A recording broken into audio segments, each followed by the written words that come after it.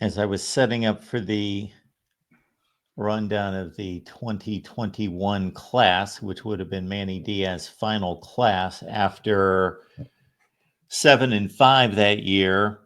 Yep. I've got this question because this was the Tyler Van Dyke year where he ripped off like 8 consecutive games, like 350 per game, 3 or 4 touchdowns every game. That was the year, right? 2021.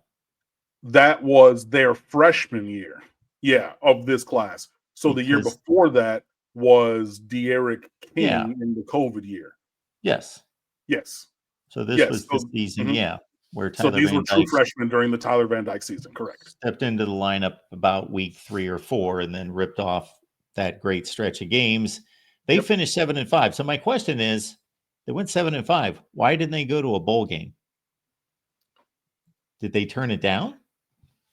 In 1, 2, 3, 4, 5. Yeah. Wasn't there like a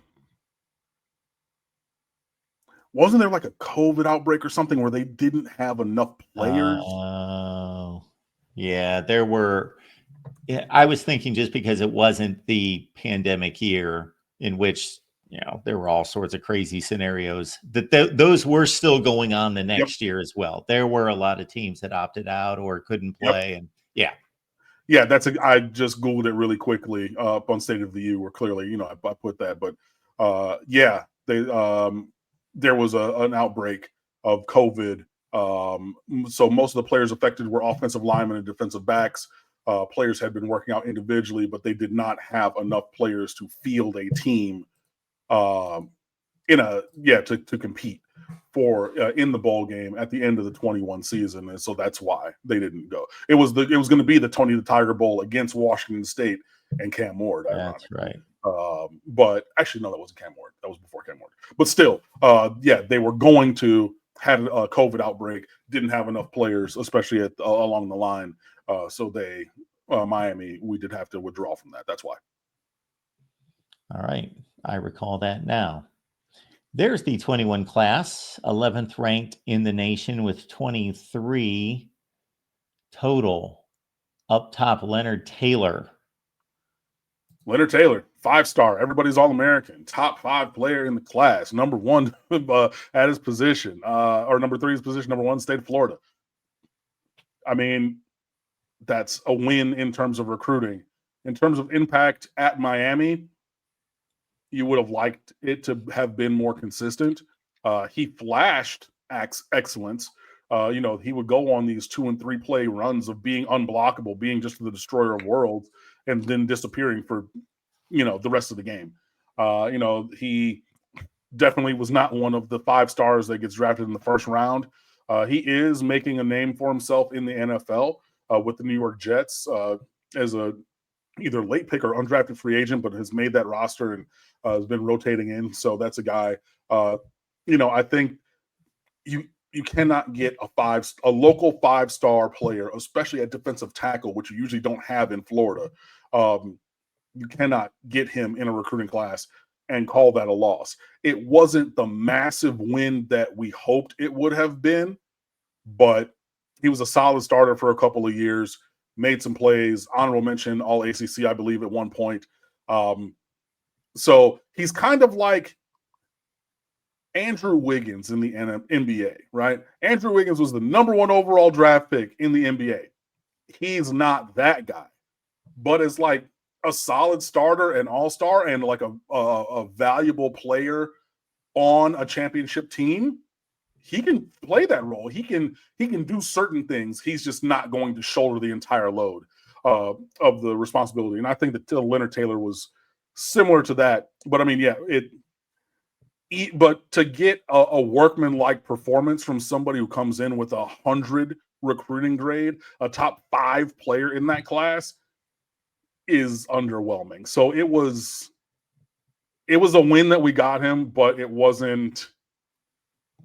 Yeah, the high note, it didn't hit the levels that we thought it could or should have. Where is he now? New York Jets. On to James Williams from American Heritage, the other 5-star in this class. So that's a win, especially when everybody in America was recruiting this kid. 6'5", 218 coming out of high school, and he was that big, had been since his sophomore year. I've said it many a time. Many people opined that he was going to outgrow that position and move to linebacker, and he always said that he was a safety, and he had the athleticism at college to do that. Played pretty well. Wasn't perfect, but paired with another player, I believe, in the same class, really did play decently well in that secondary. But yeah, he's a linebacker. He's a weak side backer. He needs to, be at that second level. Excuse me. And he's growing into that. Was drafted in the 7th round by the Tennessee Titans as a linebacker and is playing in the NFL as a linebacker. But in the same vein as Leonard Taylor, it was a win to get him, but it was a little underwhelming, the performance that he actually had here at Miami. And he made some plays and, did some good things, but yeah, man, you want those two dudes to have been transformational for the defense, and they were simply rotation players, which is fine, but I need my 3 stars to develop into rotation players, and I need my 5 stars to be world destroyers, and they simply didn't destroy enough worlds for me.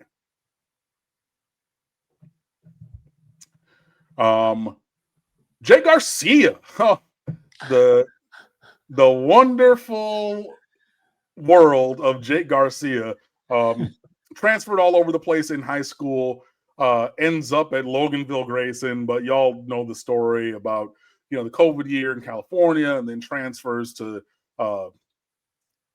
Valdosta or Colquitt County with Rush Probst and was ruled ineligible, and then moves to Grayson, and then they're like, cool, nope, you're eligible, you can play now. I don't know, whatever. This is a kid who had a lot of talent, incredible arm talent. My guy Marsh, former State of the U contributor, famously dove into the pool at his family home here in Hollywood that I've been to when Jake Garcia committed to Miami. It just never worked out. And I say again, because it was true, Jake Garcia was in front of Tyler Van Dyke as a true freshman. And it was Van Dyke's redshirt freshman year. But he was in front of Van Dyke, was the first one off the bench behind De'Eric King against Central Connecticut. And then unfortunately broke his ankle. And then, nothing was the same. And he's bounced around, Mizzou, East Carolina. He might even be somewhere else now. But yeah, you get one game and a broken ankle and a transfer out for a player who was ranked way higher than this.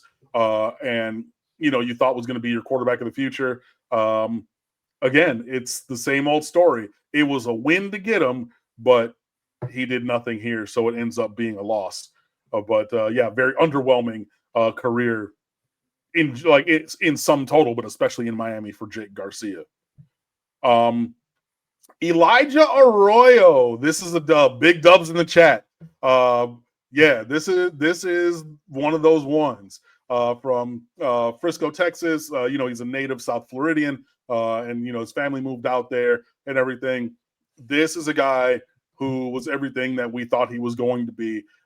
It took a couple years battling through injury in 22 and 23, but I was super high on him as a recruit, watching his film, seeing what he could do. Finally healthy in 2024. I mean, he was starting tight end and a key foundational player on the #1 offense in America. And we've already spoken about him on this stream and in other places. People are talking about him as a potential first-round draft pick. What more could you want from any player, especially, a 4-star? But again, looking at the stats, 5 games and an injury in 2022, 6 games and an injury in 23.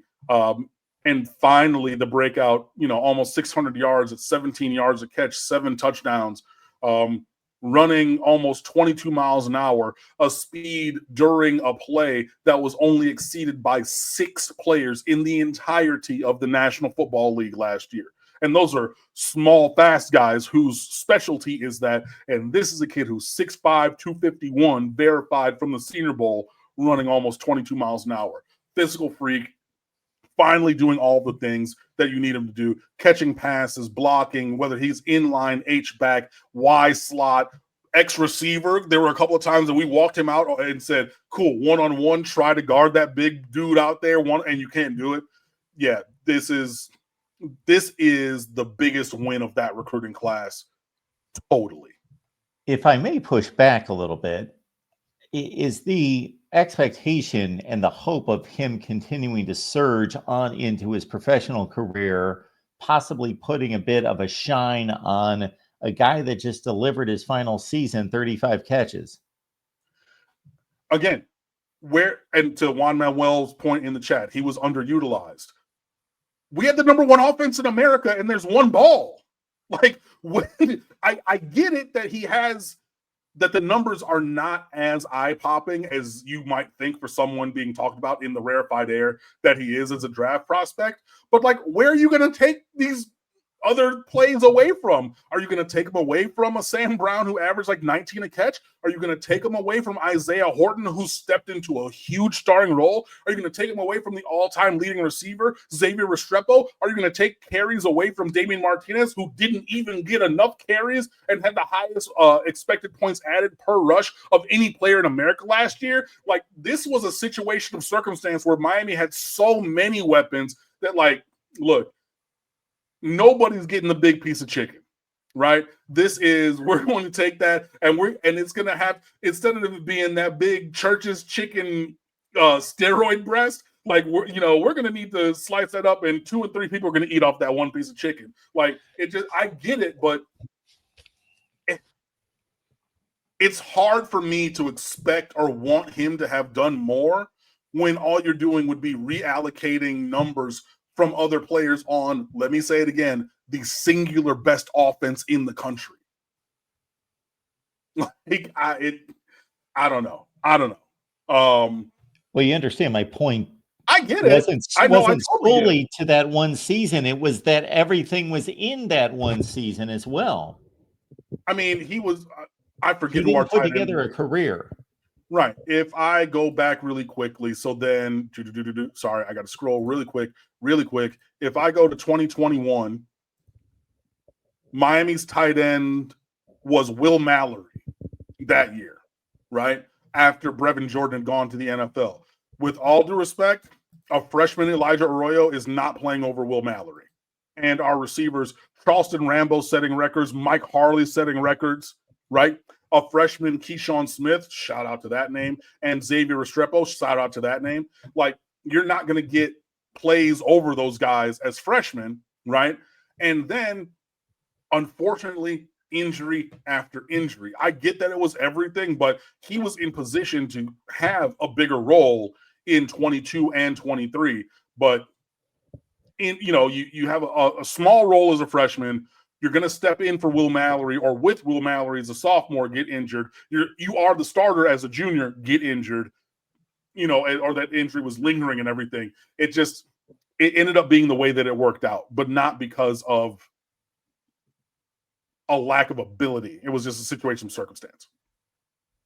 Okay. Romello Brinson, who famously used audio from this here show at his or in his video collage for his commitment ceremony for Miami Northwestern. Yeah, that one, it's a win to get him, but overall that's a L. He never really stepped up, and other guys in his same class at receiver surpassed him. Ends up transferring to SMU. He redshirted this past year and played in, I know it says 6, but he played in the ACC championship game and the college football playoff, which do not count against your redshirt number. So I just want to get that out of the way. So he's actually coming back in 25 for SMU. But, yeah, he did more work at SMU than he did at Miami. It be like that sometimes, and the fact that his numbers were so small at Miami precipitated him moving with the rest of the SMU Hurricanes over there to the north side of Dallas and whatnot. So, yeah. Brashard Smith, another SMU Hurricane. This is a guy who played running back his entire high school career. They went and reclassified him here. He was not a running back. He played his senior year at wide receiver because that's what Miami recruited him to play. But he was a gadget guy. He when we used him as a running back, he split the zone and he was gone. As a kick returner, very impactful. But yeah, never really grew into that wide receiver role. Transfers to SMU and says, "I'm better than Jalen Knighton." And I mean, look at the numbers, guys. Like, he was a receiver and had fewer catches at Miami than he did as the starting running back in the SMU offense. Like, that's with 235 carries on top of that. Like, at 5'8" and a half, 190 pounds. I didn't think that he had the body to withstand almost 250 carries in the season, but proved me wrong, golly. But I mean, yeah, just look at the explosion there. He's going to get an opportunity to make somebody's NFL team. So a win to get him. Didn't necessarily do too much here, and then had a super duper breakout season in Dallas for SMU. And yeah, he was one of the Palmetto Five. So yeah, you had him and Leonard Taylor in the same class. Chase Smith is still on the roster. He's grown into an outside linebacker. He's like 6'3.5", 6'4", like 220, 30 pounds with these just long arms. He makes plays every once in a blue moon. He's a rotational guy. He's not going to be the starter or anything, but he plays on specials. He does rotate in on base defense. It took him a while to really get going, but he's a solid depth player here, and I think that that's fine for him. Michael McLaughlin was a tight end, and then he moves to tackle from Stoneman Douglas. He's since transferred out. That 4-star was on potential, and we didn't see any of it really here. Tyler Johnson, that's Jaquan Johnson's younger brother at linebacker. I think that he got that rating. I mean, that rating was well earned, but he comes here because he was his brother's brother, and yeah, never really did anything there. Thad Franklin, big running back, really struggled to break the depth chart here. Transferred out, bounced around a little bit. He bounced down to like Louisiana Monroe and Bethune-Cookman and whatnot, which is fine, but wasn't really a 4-star impact guy when he was here at Miami. And as you look at the stats, yeah, like decent in 22. I mean, 50 carries and 5 touchdowns, but goes to Louisiana Monroe, barely plays. That's kind of where he is now, or the level of his ability, I'll say. Cody Brown left real early. I don't even think that he played at Miami, but transferred to Illinois and had a real nice career. So a good eval and a good take, but the output of his career was pretty good. It was just somewhere else. But yeah, I would say he was definitely a better take than like a Thad Franklin, who, as Juan Manuel in the chat says, Thad likes the dinner on the table too much because he was chunky, which, I mean, hey, y'all see me in person. I can't really talk about that. So, hey. Leonard Seymour, big baby Seymour on the offensive line. He just didn't have the size, strength, or ability really to play here. His brother went to Florida State, and maybe he should have followed that wide receiver in the previous class to him. But yeah, he's just not really it. And he's transferred out. Ryan Rodriguez from Columbus. He actually started the opener at left guard over Matthew McCoy this past year. I think that he's more of a rotation guy. I think that he's like your 7th or 8th lineman more than a starter. I just think that his lack of height and arm length is really a detriment when, especially, you got Matthew McCoy, who's 6'6", 315 right there and playing that position. But a solid, player. I think he can be a decent depth piece here, but that's probably about it. As Paolo says, the next one, Jacolby, personal foul, George, your next guy. A technician as a wide receiver. This is a guy who just consistently made plays, but also just made the stupid play, bro. Like all the personal fouls, my God, man. Eventually you got to grow up, bro. Like you gotta get control of your emotions. And I say that transparently and vulnerably, right? I went through anger management twice, anger management therapy when I was a child, right? Once when I was like 8 and again when I was like 14 or 15, because I have this big personality and these big emotions and I would let my anger take over. So I'm not even talking about this from a disparate place. Like I have been through that kind of stuff, me, myself personally. I see it in others. That's why I've always talked about it with Jacolby George. In the last 2 years, 110 catches, we'll call that 1,600 yards and 16 touchdowns, and one rushing, so 17 touchdowns. Yo, hello. Like, and again, when you're talking about having a Restrepo there, having an Arroyo there, having a Horton there, having a Brown there, having the running game that we had, that's damn good. And he played in enough games every year where he couldn't even redshirt, right? So you step up every single year with more and more catches. You're doing more. I mean, okay, he had 4 fewer catches this last year, but whatever, you know what I'm saying? Like, but you're on an upward trajectory. This is a incredible recruiting win from Plantation High School. Shout out to Kevin Beard, who previously went to Plantation High School when he was, a student and then came to the University of Miami. That it's a win to get Jacolby George, but like it could have been so much more. Jabari Ishmael, another SMU Hurricane, just wasn't able to put it all together here at Miami. His dad was is a long time strength and conditioning assistant and everything, but he earned that on the strength of his play. He was, I believe, like a 4-star at the time coming out of Columbus, and you can see we've got multiple guys from Columbus in this class, but transferred elsewhere and had a better go of it there. Cam Kinchens, super duper duper win as a recruit. He was always underrated just because he's not the flashiest athlete. He's not going to just wow you with height and speed and physicality. But, I mean, look at the numbers. Played in 12 games, all the games as a freshman, and then a sophomore. Missed a couple games as a junior. But, I mean, he was a first-team All-American, as a sophomore. A true sophomore. You know what I mean? Like 3 years and now going to the NFL.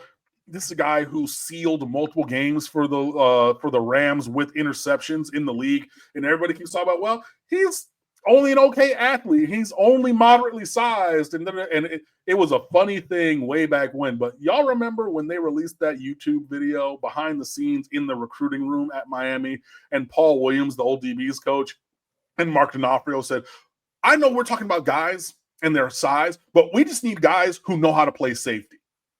I don't want to hear about the measurables. Do they know how to play safety? Cam Kinchens knows how to play safety, played it at an elite level, was a consensus first-team All-American as a true sophomore, left after 3 years and got drafted. What are we talking about?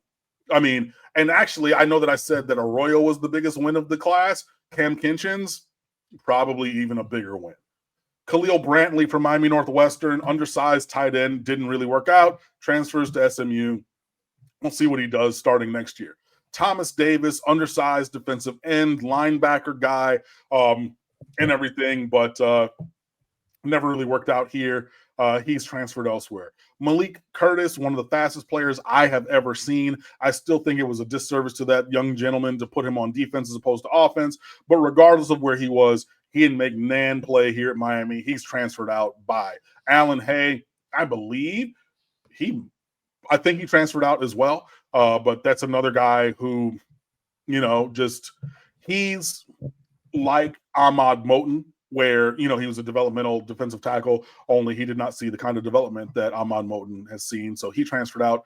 Deshaun Troutman, same kind of a thing. Athletic linebacker from Orlando, came down, played a year, and then transferred. Who's this? Alan Hay. Temple. Transferred to Temple. Okay, cool. And, I mean, had a better year in 23 than 24, but played in more games in 24. So I don't know if it's – hey, cool. Sure, fine. Yeah. Troutman, Juan Manuel says, yeah, Manny Diaz, special linebacker. Yeah, but he didn't amount to anything here. See ya. Nelson Foley, the punter from Australia, didn't really become anything because Dylan Joyce from Australia, our current punter in a couple of classes after him, has he never unseated Lou Headley, did Foley, but then also Dylan Joyce was better, so he kind of got squeezed by two compatriot Australians. And then the final player in the Borregales kicking dynasty, Andres Borregales, all-time career leading scorer at the University of Miami. Your kicker for 4 years. He sat and redshirted behind his brother when he was here, Jose, for the one season. And yeah, played for 4 years and did very well. I mean, he's an all-time career leading scorer.